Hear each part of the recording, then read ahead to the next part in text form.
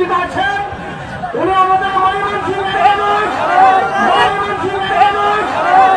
সম্মানিত দর্শক মণ্ডলী, অনাকাঙ্ক্ষিত একটি ঘটনা বললেই চলে। আর যে বিষয়গুলো দেখার অপেক্ষায় আমরা কিন্তু কোনো সময় ছিলাম না, কল্পনাও করতে পারিনি। প্রিয় দর্শক, স্ক্রিনে দেখতেছেন আপনারা, যেখানে মামুনুল হক সাহেবকে, আল্লামা মামুনুল হক সাহেবকে থাপ্পড় মেরেছে আরেকজন বাংলাদেশের উল্লেখযোগ্য আলেম, যে মহিউসুন্নাহ আল্লামা মাহমুদুল হাসান সাহেব। তাহলে কি ঘটনা ঘটেছে, যেখানে শত শত মিডিয়া উপস্থিত একটি মাহফিলের স্টেজে এমন একটি ঘটনা ঘটেছে? আর সেই ঘটনার মূল কি ছিল? আর সাধারণত মানুষ আলেমদেরকে নিয়ে বিভিন্ন ধরনের সমালোচনা করতে চায়। তাহলে আজ যে ঘটনাটি ঘটেছে, এখানে যদিও একজন উস্তাদের সাথে ছাত্রের ঘটনা, মানুষ কিন্তু এটা এভাবে দেখবে না। আর উস্তাদের সাথে ছাত্রের ঘটনা হলেও এমন একটি গুরুত্বপূর্ণ জায়গায় মিডিয়ার সামনে এভাবে কাজটা করা হয়েছে, এই বিষয়ে অনেকে মন্তব্য করছে ইতিমধ্যে। প্রিয় দর্শক, এই ভিডিওর বিস্তারিত তথ্য আপনাদের মাঝে তুলে ধরার চেষ্টা করব। তার সাথে সাথে এই ভিডিওর শেষ অংশে খুবই গুরুত্বপূর্ণ কিছু আলোচনা থাকবে। সেই বিষয়গুলো না দেখে না শুনে এই ভিডিও সম্পর্কে কেউ বাজে মন্তব্য করবেন না, আপনাদের কাছে অনুরোধ করছি। প্রিয় দর্শক, বিস্তারিত তথ্যগুলো আপনাদেরকে দেখাবো, তারপরে এই ভিডিও সম্পর্কে মূল কিছু তথ্য আপনাদেরকে দেখাবো। তাই প্রিয় দর্শক, আমাদের সাথেই থাকবেন। তার সাথে সাথে আপনাদের কাছে রিকোয়েস্ট করব, আপনি যদি আমাদের এই চ্যানেলটিতে নতুন দর্শক হয়ে থাকেন, অবশ্যই চ্যানেলটিকে সাবস্ক্রাইব করে পাশে থাকা বেল বাটনটি অন করে দিন। প্রিয় দর্শক, কথা না বাড়িয়ে আসুন আমরা মূল আলোচনায়, এমনকি মূল ভিডিওতে চলে যাই। আসসালামু আলাইকুম ওয়া রাহমাতুল্লাহি ওয়া বারাকাতুহু। আলহামদুলিল্লাহি ওয়াহদা ওয়াস সালাতু ওয়াস সালামু আলা মান লা নাবিয়্যা বা'দা, আম্মা বা'দ। যে বিষয়টা নিয়ে কথা বলছি, আমার শরীর কাঁপতেছে, কষ্টে, রাগে, গুসায় শরীর কাঁপতেছে। ভিডিওটা দেখার পর নিজেকে নিয়ন্ত্রণ করতে কষ্ট হচ্ছে। ময়মনসিংহে গতকাল কি হয়েছিল? আসলে গতকালকে আমাদের মাদ্রাসায় মাহফিল ছিল, যার কারণে হুজুর ময়মনসিংহে আসবেন, গাজীপুরের এক জায়গায় আসবেন, এবং নিয়ামতুল্লাহ আমিন ভাইয়ের উত্তরার মাদ্রাসায় মাহফিল হুজুর আসবেন। হুজুরের 3টা মাহফিল ছিল। কোন একটা মাহফিলে আমার অংশগ্রহণ করার ইচ্ছা থাকা সত্ত্বেও আমি অংশগ্রহণ করিনি, যেহেতু আমার মাদ্রাসায়, আমি যে মাদ্রাসায় পড়াই, এই মাদ্রাসায় মাহফিল। এই জন্য আমি হুজুরের কোন প্রোগ্রামে অংশগ্রহণ করার ইচ্ছা করি নাই। কিন্তু আমার মাদ্রাসার মাহফিলের ঠিক 10টা বাজে তখন আমার কাছে আমি একটা তথ্য পাই, হুজুরের সাথে শারীরিক ভাবে অন্যায় আচরণ করা হয়েছে। এটা গতকালকে আমি শুনেছি। তখন নিজেকে নিয়ন্ত্রণ করতে পারছিলাম না। আমার দায়িত্ব মাদ্রাসায়, আমাদের মাদ্রাসায় যতটুকু দায়িত্ব ছিল সেটা পালন করে আমি চলে যাই নিয়ামতুল্লাহ আমিন ভাইয়ের মাদ্রাসায়। ওখানে যে মাহফিল হচ্ছিল ওখানে আমি যাই। যাওয়ার পরে আমি হুজুরের ড্রাইভারের কাছে আমি বিষয়টা জিজ্ঞেস করি। ড্রাইভার আমার উপর রেগে যায়। বুঝলাম যে সে এটাকে ধামাচাপা দেওয়ার চেষ্টা করতেছে। যাই হোক, বিষয়টা এখানে শেষ। পরবর্তীতে আমি বিষয়টা আরো বিস্তারিতভাবে আমি আমার সোর্স থেকে আমি জানতে পারি, বিস্তারিতভাবে জানতে পারি। এর প্রতিক্রিয়া হিসাবে আমি কিছু পোস্ট করেছি।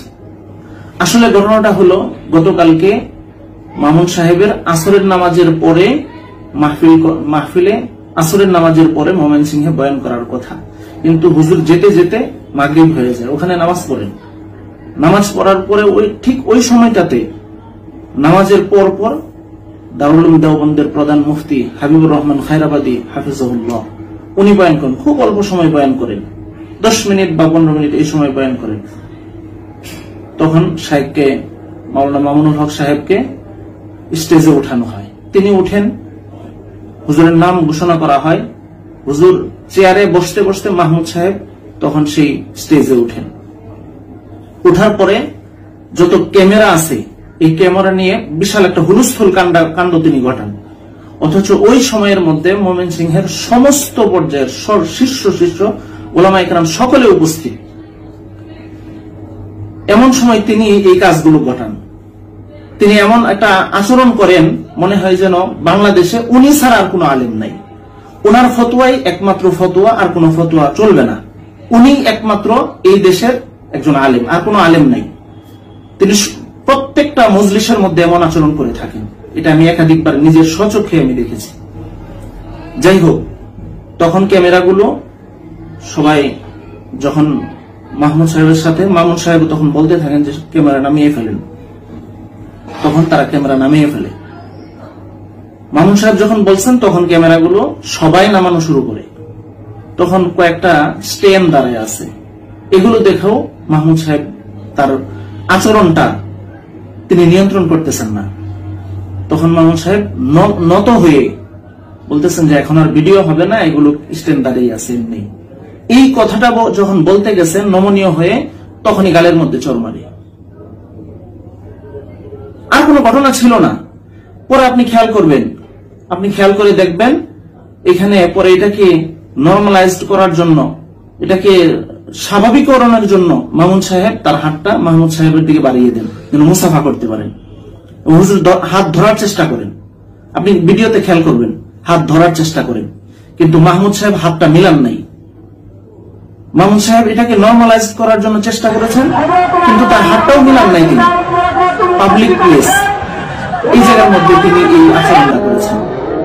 তিনি যত বড় ব্যক্তিত্বই হয়ে যান না কেন, মামুন সাহেব যত ছোট ব্যক্তিত্বই থাকেন, কোনোভাবে পাবলিক প্লেসে এই ধরনের আচরণ এটা হওয়া উচিত না।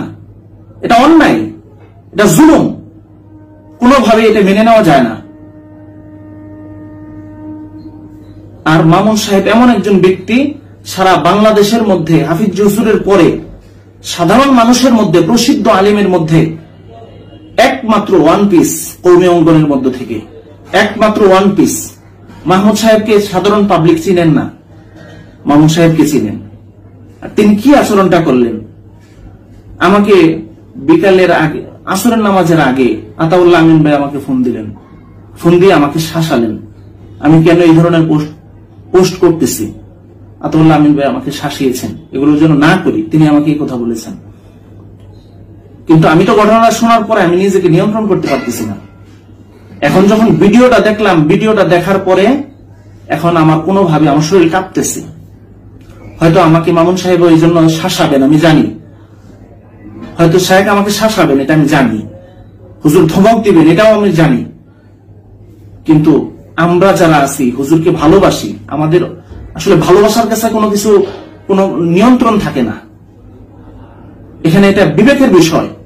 কি আচরণ করলেন উনি, কোনোভাবে মেনে নেওয়া যায় না।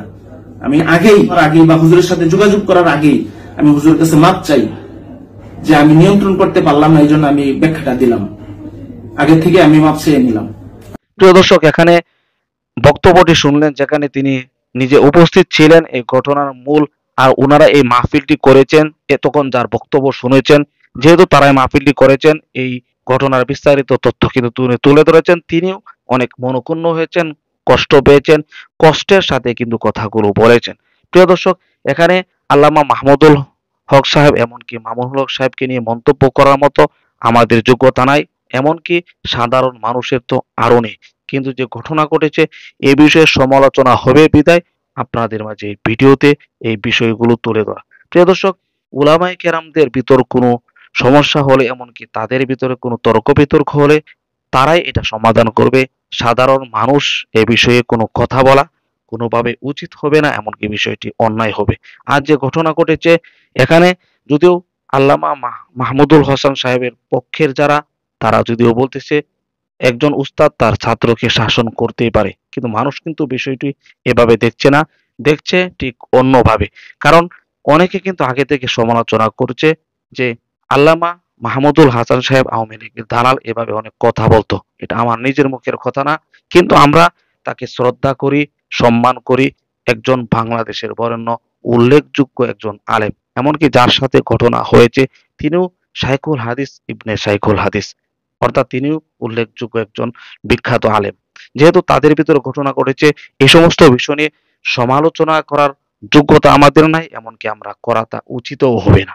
অতএব এই ভিডিওতে যারা দেখেছেন, বিস্তারিত না জেনে, এই তথ্য সম্পর্কে না জেনে আপনি যদি মতামত করেন, অবশ্যই গুনাহগার হবেন। প্রিয় দর্শক, এই ভিডিওতে এই বিষয়গুলো তুলে ধরাই আমার মূল উদ্দেশ্য ছিল।